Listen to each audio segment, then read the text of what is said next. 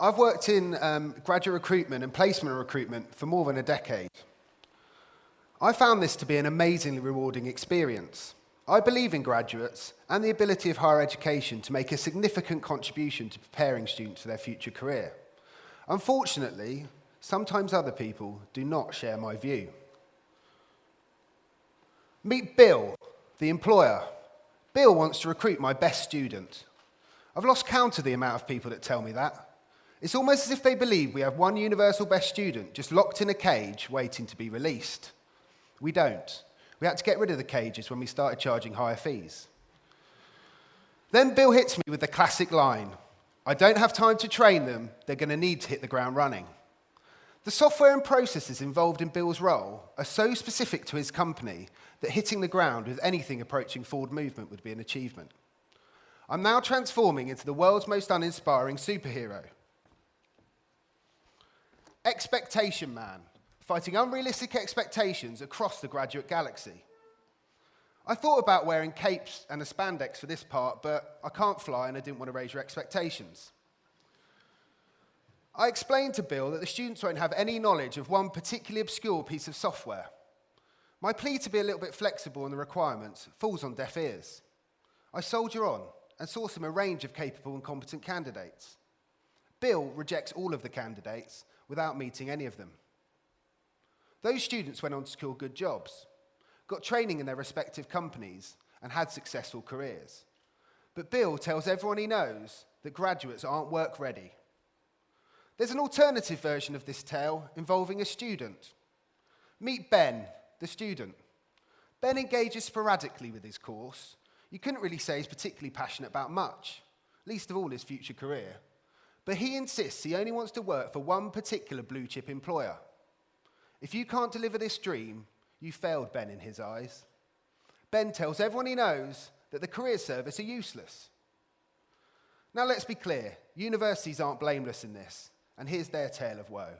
A marketing department is tasked with writing a prospectus to sell those universities' courses. But they choose just to include the top 1% of sexy employer destinations that their students go on to work at. And then career staff at that university complain, "Our students are only interested in working for glamorous employers." Go figure. But let's move from the extremes and the unrealistic expectations and look at the realities. What does a graduate market look like now, and what might work ready look like? Higher education's actually improved in many areas, with widening participation, the drive to improve the student experience, and amazing facilities popping up all over UK university cities. But it's by no means the easiest time to be a student. You're now largely responsible for funding your own degree, and expected to jump through an ever-growing array of hoops to morph into that mythical creature that is the work-ready graduate.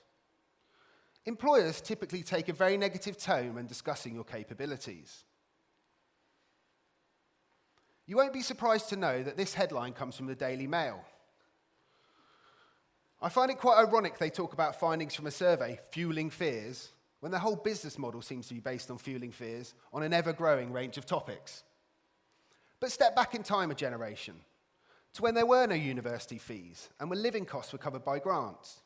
Employers were literally lining up to recruit those graduates. What was affectionately known as the milk round has gone from a leisurely stroll into a magical room filled with job offers to a much maligned and feared endurance test against systems of mass rejection. But the market's evolving. Demand for graduates is actually at an all-time high, and employers are forced to diversify who they target. Hopefully in the long term, this should have a positive impact on social mobility. But currently, many employers still believe they're looking for a very specific type of candidate, specific to their business needs and passionate about their industry. I can assure you that the same academically capable, well-rounded and articulate student would magically fit all of the requirements for most of these businesses. Of course, employers want you to be passionate about your industry. If you want to be a journalist, you need to be writing articles for local publications. If you want to go into web development, then try and take on some projects for local businesses, and at least have a great website to host your portfolio. But is this passion really a prerequisite for securing most graduate-level roles? At a presentation by a Big Four accountancy firm, a recent graduate who is no doubt articulate and brimming with skills made the following ludicrous statement. More than anything, we are seeking graduates that are passionate about, wait for it, passionate about tax. Now that is a very narrow target market. It's only going to get narrower once you start working and you realise how much tax you have to pay. But that graduate studied marine biology. I very much doubt she studied that niche but fascinating course for the job prospects while secretly harbouring a tax fetish. I don't, however, doubt that she crafted a well-researched and targeted application to show an interest in the role.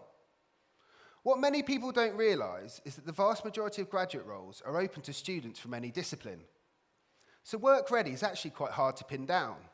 It's going to look quite different on a humanities course as it is on a STEM or medicine course. In reality, universities are tasked with developing graduates for jobs that don't even exist and to solve problems we've not even identified. Who knew in the 90s that cybersecurity was such a hot topic, or that a company's success would be so defined by how high they rank in a list compiled by an internet search engine? I believe that degree courses and the wider university experience develop a whole host of skills. I have, however, witnessed firsthand that many students struggle to articulate these skills, and particularly to link them to their utilisation in the world of work. For that reason, I believe that virtually every university project should be linked to an employer or real-world brief. But how far can universities go? Working in this industry, it does at times feel like an employability arms race, with universities launching an ever-growing range of initiatives, consistently well-intentioned, but with drastic variations in engagement and quality. If we were to accept the work-ready graduate as a concept, then the only way forward is better collaboration between universities and employers. Industrial placements are the gold standard in this, but can only really be part of the solution. I believe that universities and employers need to engage better at all levels, but particularly in the design of courses. And I think it's really important that SME employers are given a voice in this process. But let's be clear, universities are not measured on employability. They're measured on recruitability, the ability for graduates to get that first job after leaving their course. That's a much narrower definition. The only measure that exists in the UK is what a graduate is doing 6 months after finishing their course. Myself, I was on a beach in Mexico. Not officially a positive destination in statistics, but I was feeling pretty positive about life. I think the challenge for students is as much about recruitability as it is about employability. The ability to articulate the host of skills you've gained on your course and through all those other activities you've done.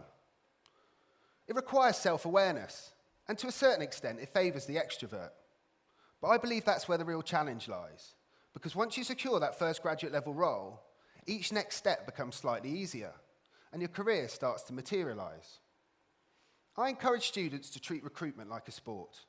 You are competing, and if you don't train for the challenge, you will be beaten by people with less skill and ability.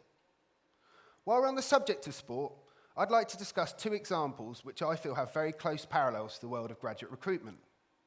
The first comes from Matt Said, Times columnist, best-selling author, and former Commonwealth table tennis champion. He was the best table tennis player in Britain. But strangely, 3 of the other top-ranked players lived on the same street as him. Was this some sort of weird statistical coincidence? How could 4 of the best players in Britain live on the same street? What if I told you that the best coach in Britain also lived on that street? Would that help you draw a conclusion? Said himself believed that he had no particular natural talent for the game. He had his reflexes tested, and they were relatively normal. He believes that through good coaching, intensive training, and access to high-level competition, that he was able to develop into an exceptional player, a Commonwealth champion and 2-time Olympian. In short, talent is an extremely contested concept. What might appear to you to be a natural gift is much more likely to be the result of training and some good coaching. The person recruiting you as a graduate may well be called a talent manager, but they won't be recruiting you based on some ethereal fairy dust called talent. It'll be your skills, knowledge, experience, and how much you prepared they'll be looking at. Now, you might not be lucky enough to have the best careers coach in the UK living on your street, but universities have invested significant amounts of money in support staff to help you secure a graduate role. it's really, really important that you use them. Because like table tennis, the skill of making good graduate job applications can be honed and developed. The next example I'd like to talk about is David Brailsford's amazing work turning Team Sky into one of the greatest cycling teams of all time.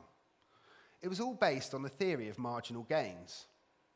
He believed that if you improved every aspect relating to cycling by just 1%, then those improvements combined would add up to significant competitive advantage. He started by looking at the obvious things: the cyclist diet, their training program, and the weight of various accessories. But he didn't stop there. He looked for things that other people hadn't even considered. The route of the Tour de France changes each year, but one thing that doesn't change is that the quality of hotels is extremely variable. And critically, so are the mattresses. To counter this, Team Sky had an individual mattress delivered to each rider to each of the hotels. As you can imagine, this improved sleep quality would add up to quite a significant gain in performance over a long and grueling race. Now, I'm not suggesting that you strap a mattress to your back like some sort of low-budget tortoise. But what I am saying is that decisions in graduate recruitment are taken based on very small margins. On paper, a lot of graduates look almost identical in terms of academic capabilities and levels of work experience. So if you applied this marginal gains theory to every application form answer, every piece of research you conduct on an employer, and every interaction you have with the graduate recruiter, I believe that could lead to vastly improved outcomes. Now to the great employers I've worked with for over a decade. I'd like to thank those of you that have engaged with universities to develop students' knowledge of industry, and particularly to those of you that have offered placement experience. It really does make a huge difference. But if you're an employer that does none of the above, are you really in a position to demand work-ready graduates? Next time you're recruiting a graduate and you expect them to have a raft of technical skills, all of the soft skills under the sun, and highly developed commercial awareness, reflect on what the role really requires and how potential can be nurtured with some good training. Cast your mind back to when you joined the industry. Did you arrive fully trained? Were you particularly commercially aware? And did you have a huge passion for the area of work? I would suggest it's relatively rare to be able to say yes to all three. So next time you see a slightly overblown graduate CV, have a look back at the job description and ask yourself, are you really a dynamic world-leading company? Is the role really exciting with limitless potential for progression? And is the salary you're offering really that competitive? My message to students is this: it's not as bad as the media like to tell you. That applies to graduate recruitment and most things in life, to be honest. Most roles do not receive hundreds of applications. Your skills are in demand and your career is going to take you in directions you couldn't possibly plan. But look beyond the much vaunted graduate schemes at companies you've heard of. A graduate scheme is a great option for some, but a structured scheme in a big organisation is not for everyone. Graduate schemes only represent a fraction of the market, around 17% by latest estimates. There's actually thousands of employers looking to recruit people just like you and really struggling to attract applicants. Some of the most exciting work all over the world is done by innovative SMEs and startups. If you work for a small company, it's likely you'll be exposed to a range of business functions from day one, and the managing director is probably even going to know your name. So be a little bit flexible in the employers you target, but also be innovative in the methods you use. Utilise social media. The average millennial spends upwards of 2 hours a day on social media. If you spent just 30 minutes of this time reading industry articles, researching employers, and engaging in professional networking, I believe that your commercial awareness will go exponentially over the course of a degree. And one thing that's really important, you need to avoid that spray and pray approach to job applications, sending generic rubbish to hundreds of employers. It just won't work.